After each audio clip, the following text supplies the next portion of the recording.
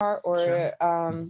where the a light is Yeah. or where the Yep. skimmer is. Those are all Do you do it mandatory. when the pump's going? Yeah, Or while the pump is while the go. pump So is then going? what'll happen when you see the dye, if the leak is there, it literally sucks the dye in and you'll see like it's like a funnel. You'll be like, oh my God, there's the leak. And you'll see it automatically. It's weird, but it works every time. Well, good. Pool tips this Yeah, morning. well, that's one of the great things about Florida. Listen, everybody, welcome to the green room. Welcome to the green room. Yeah, this is really an important green room. So if you look behind me, you'll see what was just an amazing thing in Sarasota last weekend. And I want to give really big shout outs to Brian Buono, who really put on a fantastic event, this, Sarasota SRQ. And it was great. I mean, I think probably 5 times more people than the year before, and surely exceeded what my expectations were for the event. It was fantastic. Sorry, It's all good. Yeah, no, I'll be my Rodney Danger. No, not Rodney Danger. Who used to be the lead in? And I don't know. For what? For laughing? Yeah. Oh God, I'm not a laughing. Well, there's always an opening. There's always an opening guy. Yeah, maybe even Johnny Carson. Did he open his own? Or he had some. No, he had the monologue. He had the monologue. Yeah, those were the old days. There were 3 TV stations, of course: ABC, NBC, yes. No Fox yet. No Fox. Right. No, those were Remember, like the good old days where you had like 3 stations to choose from, and it's like that's all you had. Those were kind of the good old days. Those were the good old days. And listen, what you're seeing behind me is just unbelievable. It was a community of cannabis, medical cannabis here in Florida, of course, but really in reality, what you're seeing behind us is a kind of a normalization and an integration of cannabis into society. And as you know, we try to do that. We try to do that with responsible discussion about education and safety and advocacy every day. And we're going towards legal adult responsible use in this state at some point. But last week was so important, and actually, I think it was on the same day that we had our green room welcoming you back last week from Hawaii. I can't believe it's been a week. No, I had to get some sun. I had to get some sun to kind of match you. Sorry. So you faded a little bit. I did fade. But it was interesting because last week was important in a lot of ways. The Supreme Court in Florida struck down the Make It Legal Florida, or MILF campaign, which has always been a funny name. Yeah. But they struck down the language, so it literally can't be voted on by the people in 2022. Yeah, there's the Regulate Florida campaign, which we fully expect also to be similarly struck down. Yeah. So it looks like the people in Florida will not literally be able to vote until 2024. On legal adult use, no matter what happens federally. No, I mean, we surely can't expect the legislature to go forward. Our legislator will not do much on that at all. I'll be honest with you. I am just mentally and emotionally just exhausted, from this political season. Yes. And I'll be honest with you. Listen, if you look, I love the graphics and everything. So if you look over my shoulder, these are the issues that we've kind of identified when we ask what's important to patients, right? Yeah. And I think what we found out in this legislative session, and very interestingly so, not that we didn't know it before, but don't touch my medicine. Don't mess with my quality. Don't cut my potency. No. Don't try to mess with milligrams. Don't get in the way of doctors recommending. Doctors and patient relationships, I think, really got defended, and as they should be, by the people, not by the legislators, but by the people. And they came out, they contacted the legislators, they were calling, writing. So kudos to everybody who did that, because your voices did get heard enough that the legislators had to back down. So that was great. Well, it had to happen that way because, Representative Roach, even in his last op-ed, after everything kind of faded down and the third committee hearing never happened, he's still writing about doctors getting rich and patients getting high and is not getting off the mark of his original thoughts. That doesn't mean that it wasn't pushed back, but it was the patients pushing back. It was the patients that really made a big difference. And when you have when you have 500,000 patients pushing back, that's a lot of people pushing. We're going to be up to 600,000 very, very soon. So. But the point is, there's things that you learn, and you learn what's important to patients. And once again, it's the quality of our medication that's important. So, where we go forward with legal adult use is, in my mind, and I always say this to our patients, of course, and I'll say this right now, taxation is going to come with legalization. Of You know course that. Oh, big time. In Florida, one of the Big few time. things that we have been given is the tax-free status, right, Mhm. of our medicine. Of a So of course, medicine. without insurance paying for it, right, it's a very important part, you know, of the Oh, it puzzle, is. because if you look at number 2, that would be low Low cost, It is low cost. right? But you know, it's funny because you get what you pay for, I think, in a lot of times. Whether for products like cost, yes, I can see people, it's patients, it's medicine, it's expensive to get your card, it's expensive to maintain the card, it's expensive to get the medicine. So I think ultimately more competition we have in the state, the better it would be. So hopefully that'll happen. That's true. And going back to Tallahassee, let's talk about what actually is going to come out of this legislative session and what's not. Because actually, there were a couple things that Senator Brandes did get in.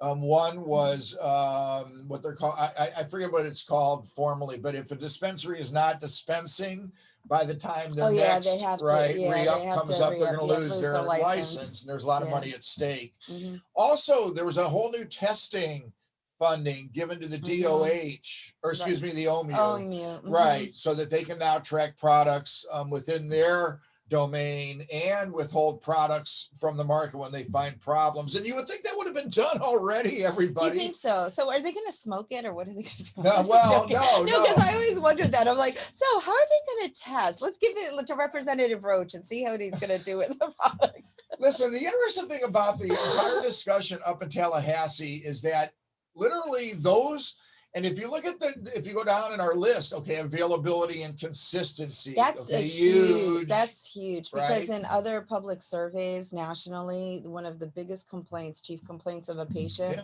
is that there's no, and this is for the MMTCs. Take heed on this. The number one complaint is that you do not consistently carry the product. And if it's a medicine, it has to be consistently available to a patient. You're setting somebody up for failure, and it's not good. No other medicine, if you're on your Coumadin, Lasix, whatever, it's there at Walgreens and CVS every time you go there. So, you know, for patients, they get used to a product and it's working for them. Next thing you know, they go to the dispensary's out for 6 months. Not cool, not cool. And as a medicine, that should never, ever happen. They have to take that very seriously. Well, it is. And it's one of the things that in some ways stops cannabis from being recognized as quote unquote medicine by traditional doctors who don't do this every day. Big pharma, of course, wants to have that consistency. And the patients, well, of course, overwhelmingly, 71% nationally say 71% say it's the availability and consistency. Interesting. So, and then there's testing and labeling, right?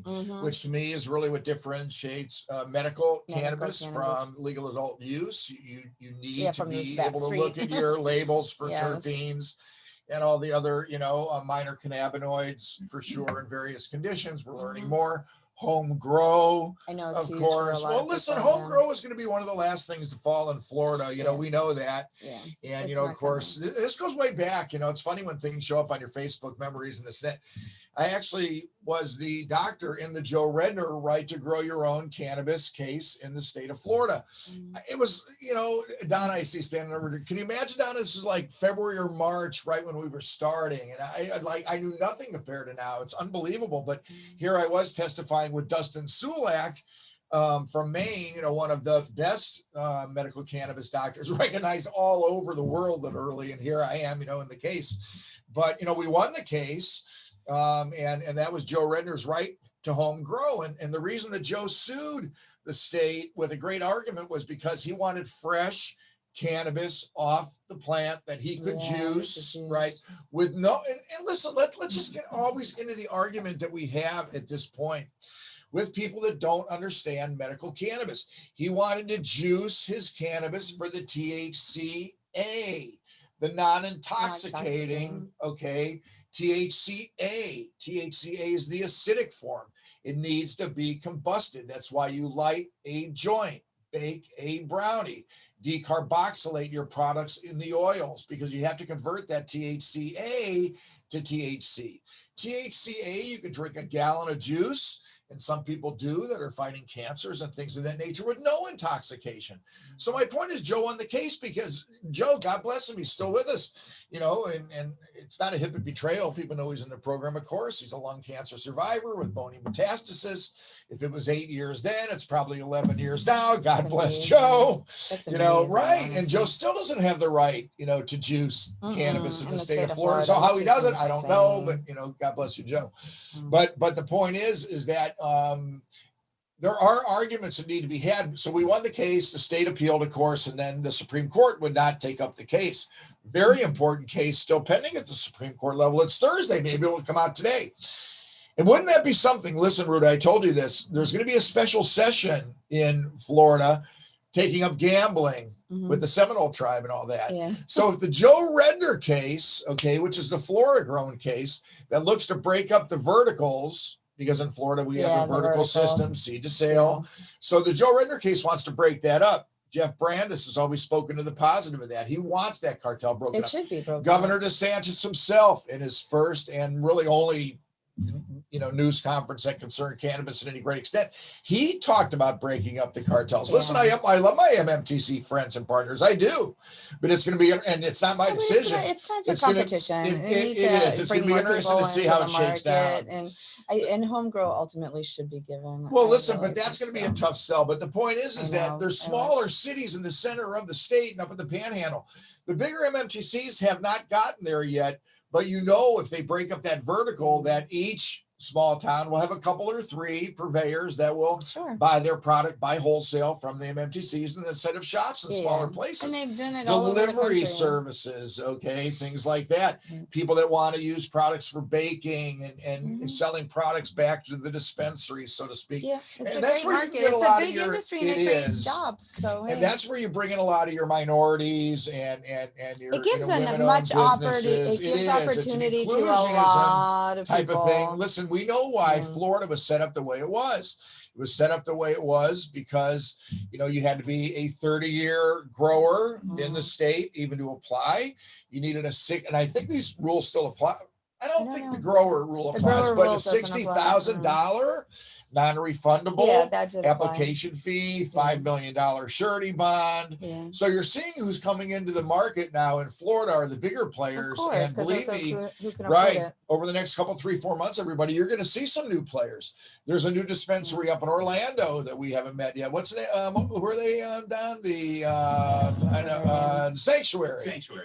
Good brain test for the day. And we have our friends, the Flowery, of course, that are new, and so Red, White, and Bloom, but the botanist. So there's going to be a lot of things happening, And let's get down to telehealth. So big topic. It is and it isn't. It is. So one of the reasons that I'm so frustrated today is that I was fully hoping that we were going to have the same outcry, about the quality for telehealth that we did for telehealth. Yeah, no. And it's just interesting because maybe we only had one, big shot in the shotgun this year, so to speak, that was fine. And we needed to fight off 1455. Let's face it. Yeah, that was big. But I did send an email to Senator Gruters, our state senator, and Senator Brandes, friend of Cannabis from St. Pete, right? Because I think this is going to have to come out of the Senate. There's only 2 days left in session, or 2 days.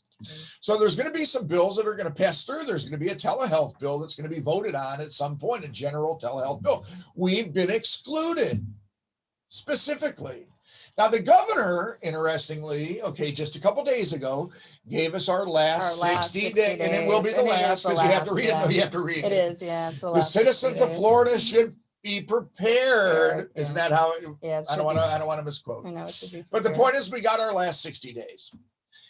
It confounds me, and I'm asking the question to anybody who can answer it for me. Two things. Why haven't the patients risen up more? Because we're not going to miss telehealth until it's gone. You watch. Well, that's the thing. I think people just don't realize the ease of it till it's not going to be here. It is. And that can be from everybody who walks into a dispensary, finds out their 210 days are over. Mm-hmm. We have to get video link with them.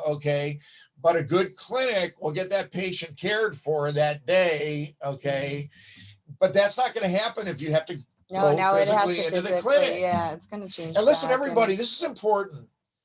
New patients cannot be put into the registry through telehealth. It's really important. And, you know, listen, telehealth has existed for well over a year in this state at this point.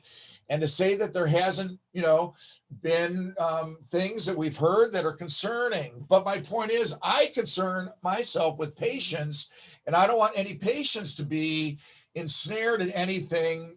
My point is, if you haven't seen a doctor to get your card, either call whoever you got your card from and ask how and why that happened, and or find a clinic who can see you physically, right? Yeah, I And think that's there's a lot of important. people that are getting cards via telehealth for the first time. And for those who are, You see things online, yeah, they're and you online, know, and it's not legal in the state. However, I think the patients will be held harmless because they well, I don't know. agree. But I think, you know, I I think the agree. physicians and the companies that are doing this need to be held accountable, and they are not held harmless. But I wouldn't want for- to have patients have no. to go through the entire process again with And another, you know, they this, will pay have more to, money, of yeah, course, and you then know. double out their So I money. agree. I don't think there's going to be any legal issues for patients. So not to, you know, give anybody fear that way, but we listen, those of us that are out there doing it, and we had our doctor meeting last night, you know, we have it every other Wednesday, and there were some new docs on last night, which was great. And listen, after legislative season, hopefully we'll get back to the educational mission of the doctor group, because that's really what we're all about. But, you know, the point is, we're focusing on making that this program is the best medical program in the state. And you need to do it with respect, and you need to do it with integrity, and you need to follow the rules. Yeah. Those that don't, quite frankly, have the potential of bringing the entire program down, and give those that don't believe in the program ammunition in which to fire their weapons. And I think you have the Senator Roach is actually addressing that, because I think he was one of the ones that was saying, you know, the advertising market and how they're advertising medical cannabis may not be appropriate. And there are some ads that are out there. We've heard them ourselves. We've seen them. We've seen how they try to entice people with giving massages if you come get your medical marijuana card. What that has to do with getting medical marijuana, I have no idea. But you know what? Listen, they're trying to market it, spin it, and whatever they're doing. But it's, is it appropriate? I don't think so for a medical practice. You know what, Ruta, I'll be honest with you. I mean, to the extent of getting people through the door is one thing, but following the rules no, is another. following the rules is a whole other. And that's set, where I try to make my distinction, because listen, we were lucky, and I say lucky in a lot of ways. I was in my gap year after my emergency medicine career here when the 2016, of course, constitutional. So we were able to open up our clinic at a great time. And we think that our educational model has sustained with excellence. So we're in a great position to that extent. But I do get concerned when just relentlessly, you know, you hear reports that, and it bothers me once again from the patient side. I only hope that there's education being delivered, you know, at some point in those processes, because that's what we're always all about. So, but telehealth, I guess what frustrates me is it was hard to really generate, right, patient response. And, you know, we tried to, and it's difficult, but I do reach out to Senator Gruters and Senator Brandis. You can be heroes, and I mean this, to over 500,000, 500,000, because, you know, Patty insists, listen, it doesn't sound as big. Listen, we're up to 560,000 patients right now, actually. Every week we add about, you know, 7,000, 8,000. So it's going to be up to 600,000 before you know it. But the point is, I don't understand why Governor DeSantis can make the stance of making cannabis patients essential, right? This is all the way back in the pandemic, continues to extend the emergency order, but then the other Republican leaders aren't following his lead. And I'll be honest with you, it's interesting to me, because you think it'd be a winner, a no-lose proposition. If there's over 500,000 people, 500,000 people in the program, you know that 250,000 of them are Republicans and 250,000 of them are Democrats or whatever. But the point is, these need to be green issues, Ruta, for the life of me. I don't understand why it's so partisan. Well, something as easy as telehealth should be simple. It may just be not a big enough subject for them. Honestly, that's the only other thing I'm thinking is maybe they're like, because they haven't heard an outcry, or they haven't heard it enough that it's not relevant to them. So for them, they're like, people can go, who cares about telehealth? They'll go back to their doctors after the pandemic. Everyone's going to go back to a normal life. They'll all go see their physicians. And even, I think, you know, even we are a medical clinic, in other ones that are primary care or specialty offices, I think they're going to see a downswing anyways in telehealth too, even though the insurance companies are still proponents of having telehealth now also. But I think patients are going to want to come back and see their doctors, and maybe that's what they're thinking. So maybe they're guessing it's not a big enough deal, but it is convenient. It's convenient for so many reasons. But we were specifically excluded. Yeah, we right? were excluded. So that to me just continues to bother me, you know? Yeah, and I think as we go forward, right? So next year, it's interesting, everybody. Next year's session is January to March. And you know why that is, Ruta? I have no idea. I do. I will tell you. I will tell you why. Every year. It's earlier next year because the elections are next year. So they get in and out of Tallahassee early so they can go back and campaign. That is the answer, seriously. So I didn't know. They flip-flop all the time. Why that's important is that we're going to have the special legislative session. I'm glad I got back to the thought because I was a little scattered on it. If they do the special legislative session for gambling, and they are, it's supposed to start May 15th, and the Joe Redner decision comes down, say today. What if the Joe Redner decision comes down today and the Supreme Court rules in favor of floor growing to break up the verticals? Do you not think that is not going to cause a scatter of all kinds of things going on up in Tallahassee? So my point is we're going to remain vigilant, okay? And also committees are going to start again. So listen, this is interesting. So last night in our meeting, our doctor meeting, we learned that Dr. Bertha Madras, okay, our favorite Betty Crocker of prohibitionism, has been invited to a opioid reduction type of panel meeting over in West Palm. And you know what day it is? It's my birthday on May 21st. It is. So my thinking is that now that we have advanced knowledge that she's appearing, it gives us an opportunity because everything's Zoom, everything's pretty remote. Now we have an opportunity to kind of know that she's going to be there. And listen, I call out to every other doctor and every advocate in the state. Let's pay attention to this one. And if it's Bertha there, we should have 100 people in the audience ready to ask questions, ready with research, because if they're going to continue to invite her, and why? Well, because it's an opioid subject, and she's an opioid. No, I don't know what she is. No, she does a lot of stuff. She does a lot of writing and stuff on opioids. Yeah, but she's so negative. She's just negative for cannabis, but no, she does a lot on opioids as well. But she's dangerous. She's dangerous to 2021 thinking, in that she really doesn't have an understanding. Yeah, I agree. It's interesting, and as we look down our list. I added one other that I didn't pop it on there, but advocacy, right? Advocacy for the issues as we go forward, right? To make sure that there's somebody that's paying attention to the job protections, right? To the licensure issues, to the gun issue of, concealed carry issues, right? There's a lot of issues. And the interesting thing about that was that we saw a little bit of a crack in Washington, that 3 Republican congressional congressmen are actually trying to solve concealed carry and cannabis as they go forward. Washington's going to be really interesting. I am so disappointed in the Biden administration for their stance so far in removing those that have admitted to using cannabis as medicine or recreationally in legal states. And that's bad. That's really, really, really bad. Also, very important, and I'm glad we got to it noggin-wise on the federal front.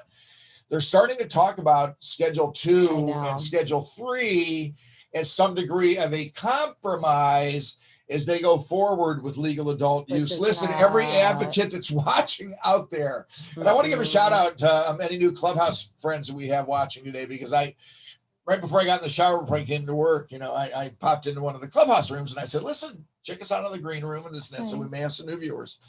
But the point is, at the national level, we can't let this shuck and jive go on, because you know how it works up there, and it could get away. It could get away from those of us that really know what has to happen, which is descheduling, not rescheduling. Rescheduling gives way too much back to pharma. And makes it, a drug. I'd hate to say this, but I really think Biden is still very much a business Democrat, in the sense of he's selling out to big pharma, because he's going to give that the rescheduling power to the pharmaceuticals. And unfortunately, somebody's pockets were lined by something, and that's all I have to say. Well, that may be. I don't agree with what he's doing. No, I'm disappointed. Yeah, to very that disappointed extent. in the administration. And you have Kamala Harris, who's the total opposite. Kamala is one who was running. She's from California. She's for full legalization. So I'm surprised she doesn't have a little say in his ear, or at least about trying to change it over to descheduling. And like I said, people have to trace money and see whose allegiance and why they're. Listen, you can trace money for 120 years in this country. Yeah, yeah. And they need to change that. God, they need to change that. Listen, you can track money. You can track power and control. We just went through our 10% THC cap battle here in Florida, which we were able to push back again this year. This is going to be the thing in other states as well. You've heard me say it in the green room when the prohibitionists lost the legalization battle, and they have. Kevin Sabet and Patrick Kennedy and Calvina Faye and Mel Sembler and all thems, they shifted the playing field over to the cap regulation, that, because they need a reason to stop people. They need a reason to arrest people. They need a reason to tell people they need drug treatment. It's huge business. All of these are big business. And let me tell you one of the interesting things that I've kind of picked up in conversations that I've been having with people lately. The whole issue of euphoria in 2021 is very interesting because we're all coming out from behind the mask, right? You have to understand that society literally has undergone some degree of a cosmic shift. And we have to just see where we're at. I mean, even if you watched President Biden's sweeping changes, yesterday in the whole educational system. Yeah, it's great. And listen, I want to give a big shout out to my daughter, Jacqueline up in Cleveland. She's, pre-K. She's been screaming forever. We need more support in the, pre-K, but also 2 years of community college yeah. Right? So we're not in that, K to 12 deal anymore. We're here to there, which makes sense. But I say the same thing about 2021, right? About cannabis, about stress relief, about recognition of first responders and the doctors and the ICU nurses that have seen more death than they've ever wanted to see in their life, right? We're going to need to have appropriate discussions, right, about licensure and impairment, right? What's impairment versus usage, right? So, these are things that are really important as we go forward. So, my point is, as a community, right, we really need to stay vigilant as we go forward. So in Florida, believe me, there's going to be very little downtime, because committees, just getting back to where we were about 2 minutes ago, committees are going to start, right, because of that early session. So there's going to be very little downtime. So like I said, I just sent, to our state senators, that I have connections with, to get telehealth done this session. If not, I listen, legislative miracle. And they need to balance the budget. They have a lot of crap. They do. Yeah. They do.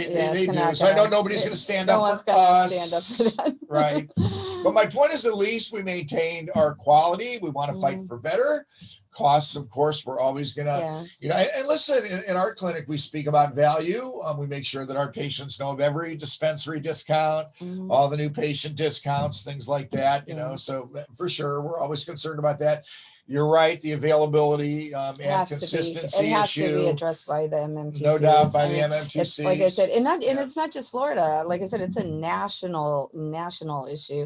Like I said, 71% of cannabis users say they complain about consistency. Right. And you should want your practice to be an advocate for you too, everybody. So, listen, we do what we do. Everybody else. And actually, if anyone's listening, if you have any questions for us, please always feel free to text them while we're live. We'll answer them happily. So if you have any questions, concerns, you've heard something, you went to another physician, you heard whatever it is, you can ask us anytime. And we're here every day. It's we're what we do every day. And for those that, have issues with medical cannabis and questions, just know that we have a team of educators here that will answer questions if you come in as a patient. Because there was a news feed on, I think, Sarasota Word of Mouth this last couple of days. And it was a patient who went to a cannabis doctor, not our clinic, but another one in Sarasota, and was extremely disappointed by what they received as care. And they were basically asking who's out there that does educate. And again, we may be biased because it's our clinic, but truthfully, we are one of the strongest strongest educational centers for medical cannabis. So anybody out there that is concerned, has a question, come on by, meet with our educators, and you'll see why we are who we are. Sure. So yeah, and not to go on the other side, and I take it this way. I was happy on that feed because I finally got on last night. They let me in. Mm-hmm. If the other docs out there that were getting positives, and I mean it, no, so there it was. I was very happy about it because I know, quite frankly, each and every one of them, mm-hmm. and it made me feel good because listen, we're busy, we're gratified by that. And other docs that are busy also, they're servicing their patients in a good manner. No, there with were a lot of feedback. There was a lot of feedback. I was thrilled about that. Yeah, there was. But you got to be careful, everybody. So make sure that you physically have seen your doctor for the initial visit. Mm-hmm. And listen, telehealth, like I said, hopefully we can make sure that we let our legislators know for next year, and we'll continue to work on all these other things. To me, job protections, is one of the first things that needs to happen. I'm telling you, we're going to hear, listen, we can do an over under. I'll do an over under of 6 between now and next session of major news stories of people who may lose their job, a teacher, a social worker, because we hear these all the time. Lawyers, nurses, everybody, a lot of frontline workers, especially coming off of COVID. A lot of them have needed to de-stress somehow. And to say there's going to be an over-under of 6 of depression and suicidal stories as well would be the most horrible thought, and that's going to be true. Yeah. But my point is, let's make sure that we go forward with positivity, education, advocacy. But this is such an important green room because next week, listen, we'll do one more and we'll do the wrap on the legislative session. But after that, we're getting back to education. Yeah, we'll get on to other subjects. Yeah, I think so. Yeah, listen, Tallahassee exhausts me. Unfortunately, we only have 2 months of them. Thank God. I know. I don't think I can tolerate it. No, I couldn't take a year of legislative session. But everybody, thanks for joining us in the green room, and we'll see you next week. Have a great weekend. See you next week.